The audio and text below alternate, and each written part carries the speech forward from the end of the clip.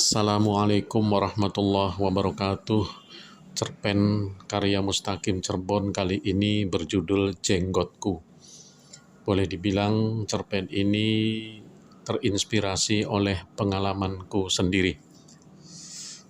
Seperti biasa, sepulang kantor aku menjaga toko milik istriku. Daripada duduk bengong menunggu pembeli, aku pun sesekali membersihkan barang-barang yang terkena debu, juga menyapu lantai. Di sela-sela kesibukanku ini dan saat aku menumpahkan sampah di tong sampah samping rukoku, tiba-tiba aku dikagetkan seorang nenek tua yang menusuk perutku dari arah belakang. Maksudku, nenek itu menusukkan telunjuk jarinya ke perutku dari arah belakang agar aku kaget dan geli. Astagfirullah, nek. Aku kaget loh, nek. Meski jengkel, namun aku berusaha menahan diri. Biar bagaimanapun, ia lebih tua usianya dari aku. Taksiranku usia nenek ini sudah 80-an tahun. Sedangkan aku baru 45 tahun. Jadi aku harus hormat sama orang yang lebih tua. Ini adalah etika, akhlak yang diajarkan kedua orang tuaku, guru-guruku, dan tentu saja oleh kiaiku. Nenek hanya ketawa. Wajahnya nampak bahagia sekali karena berhasil mengagetkan aku. Nenek Inah. Ya, ia adalah ibu dari Bapak Salim, tetangga rukoku. Sudah sekitar semingguan Nenek Inah tinggal bersama Pak Salim. Sebelumnya ia tinggal sama adiknya Pak Salim di Makassar. Setiap sore aku selalu melihat Nenek Inah duduk-duduk di teras. Ia juga sering menyapaku jika aku baru pulang dari kantor. Bahkan sesekali ia mendatangiku untuk membeli gula-gula Rp5.000. Katanya gula-gula itu untuk cucunya. Yang biasanya cucunya sore atau malam datang menemuinya. Juga sore hari ini ia kembali menyodorkan uang 5.000-an untuk membeli permen atau gula-gula. Katanya cucunya suka sekali dengan permen yang aku jual. Meski aku perkirakan usia nenek sudah 80 tahunan, tapi rambut nenek belum semuanya putih. Separuh putih, separuh masih hitam. Sementara rambutku, meski usiaku baru 45 tahun, hampir merata warna putihnya. Bahkan jenggotku sudah tidak ada satu pun yang berwarna hitam. Orang-orang yang baru mengenalku menduga aku sudah pensiun dari PNS. Padahal pensiunku masih sekitar 15 tahunan. Itu pun kalau aku pensiun di usia 60 tahun. Jika golonganku bisa mencapai 4D dan status jabatan fungsionalku bisa sampai ahli utama, maka usia pensiunku lebih lama lagi. Bisa 65 tahun, yang artinya aku masih 20 tahunan lagi bekerja sebagai PNS aktif. Entahlah pengaruh apa rambutku cepat putih seperti ini. Seingatku sewaktu aku baru menginjak usia 30 tahun, sudah mulai muncul rambut putih alias ubanku. Awalnya istriku masih telaten dan sabar mencabuti ubanku ini. Namun karena kesibukan dan juga kesuburan ubanku yang makin hari makin cepat, istriku pun akhirnya kewalahan. Sempat istriku menyuruhku pakai semir saja agar hitam kembali, namun aku menolak. Di samping aku tidak suka bau semir rambut, ada juga ulama yang bilang kalau mengecat atau menyemir rambut agar terlihat hitam lagi, katanya hukumnya haram. Mendengar alasanku menolak disemir, istriku berpendapat lagi, kalau begitu semir warna lain, Bang. Yang penting kan jangan warna hitam lagi. Waduh, Dek, kamu ini gimana sih? Aku kan pegawai kantor. Masa sih rambutku berwarna hijau atau pirang? Apa kata mereka nanti? Memangnya aku artis, modis gitu? Jangan ngawur ah.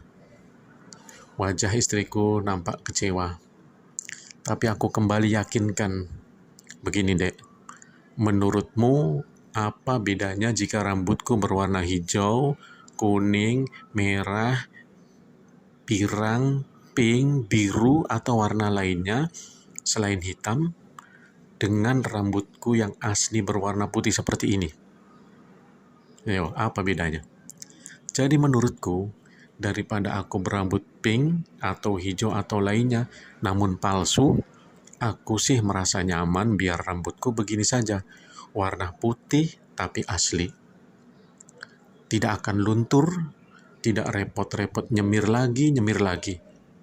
Ya, kalau semirnya luntur,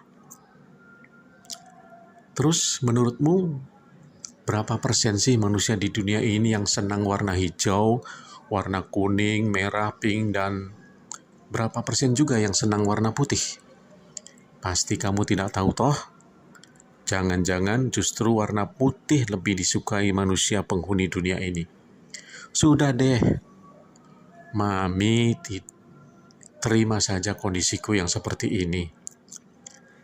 Istriku terdiam. Mungkin dalam hatinya mengatakan, ternyata mulut suamiku lebih perempuan daripada perempuan yang asli. Hahaha.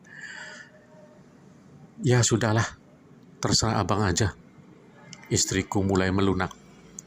Tapi bang, itu jenggotmu dicukur ya.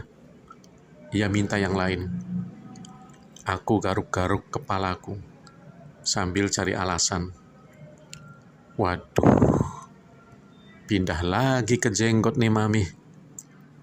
Aku nyeletuk. Abang, kalau berjenggot begitu, ya, kalau abang berjenggot seperti itu, kelihatannya tua sekali. Sudah badannya pendek, kecil, jenggotnya panjang, putih lagi warnanya. Persis kayak sudah kakek-kakek saja. Unek-unek istriku tumpah semua. Aku tersenyum begini, dek. Ya, aku mulai dapat alasan. Kalau jenggotku dicukur, nanti aku kelihatan masih muda. Kalau kelihatan muda, jangan sampai ada gadis yang naksir aku. Kamu nggak khawatir apa? Kalau kelihatan tua seperti ini, mustahil kan ada cewek yang mau sama aku? Alasanku dengan sedikit nada bergurau. Jadi, jenggot ini sengaja aku pelihara sebenarnya kan demi Mami juga, supaya suamimu aman toh, aku meyakinkan. Terserah deh, jawaban istriku sambil sedikit sewot dan berlalu. Aku kembali duduk di belakang meja kasir. Kuraih cermin, kupandangi jenggot putihku yang makin panjang. Ingat jenggot, aku juga ingat bosku yang ada di kantor pusat. Ia pernah nanya, jenggotmu itu jenggot apa ya mas? Jenggot aksesoris atau jenggot idealis? Jenggot aksesoris pak, jawabku refleks. Jenggot idealis juga nggak apa-apa kok. Bosku kembali menimpali. Aku paham maksudnya. Ia pasti sedang menduga bahwa aku pelihara jenggot adalah karena ajaran agama. Karena ada yang berpendapat, bagi seorang muslim laki-laki, pelihara jenggot hukumnya sunnah karena mengikuti Nabi Muhammad SAW. Bahkan dari kelompok tertentu, ada yang menyebutnya wajib pelihara jenggot itu. Terus terang, aku pelihara jenggot awalnya bukan karena penampilan atau aksesoris, juga bukan karena melaksanakan sunnah. Gara-garanya aku sangat sibuk dan saking sibuknya lupa ngurus rambut dan ngurus jenggot. Saat rambutku dicukur, aku pandangi wajahku dalam cermin. Saat itu aku mulai tertarik karena wajahku berjenggot. Lalu aku coba deh pelihara jenggot. Hadirnya jenggot putih yang makin panjang di wajahku ini dalam perjalanan hidupku selanjutnya banyak kutemui kejadian-kejadian unik dan aneh. Ada yang mencurigai aku adalah bagian dari kelompok Islam tertentu yang dianggap ekstrim. Ada yang menyebut aku mirip seorang syekh atau wali. Aku dijuluki juga sebagai seniman dan julukan atau sebutan serta dugaan-dugaan lainnya. Di saat aku merenungkan jenggotku, tiba-tiba istriku muncul lagi di hadapanku dengan sedikit tergesa dan tertawa-tawa. Aku heran kenapa istriku ketawa ketiwi. Aneh seperti ini. Pasti ada yang sangat lucu sekali dia rasakan. Hahaha, Bang, tunggu dulu. Aku mau habiskan ketawaku dulu, baru aku bicara, Bang. Ada apakah? Aku penasaran. Pokoknya lucu sekali, Bang, jawab istriku. Cepat, Mi, ceritakan. Dengan dialek Kendari, aku tidak sabar. Itu nenek toh. Istriku belum juga memulai. Nenek siapa? Nenek Inah, tanyaku.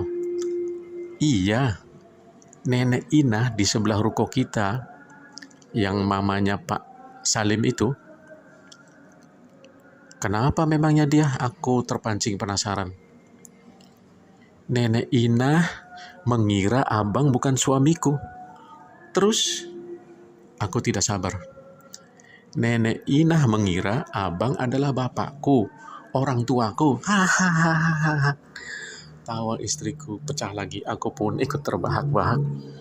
Dan lebih parah lagi, Bang. Ternyata diam-diam Nenek Inah suka dan naksir sama abang. What? Aku tercengang. Rupanya istriku benar, bahwa aku dengan jenggot putihku ini ada yang mengira aku benar-benar sudah sangat tua. Sampai-sampai usiaku yang baru 45 tahun ditaksir oleh nenek-nenek janda usia 80-an tahun. Aku menepuk jidatku. Esok harinya, ku cukur jenggotku hingga benar-benar klimis, miss. Terima kasih. Wassalamualaikum warahmatullahi wabarakatuh.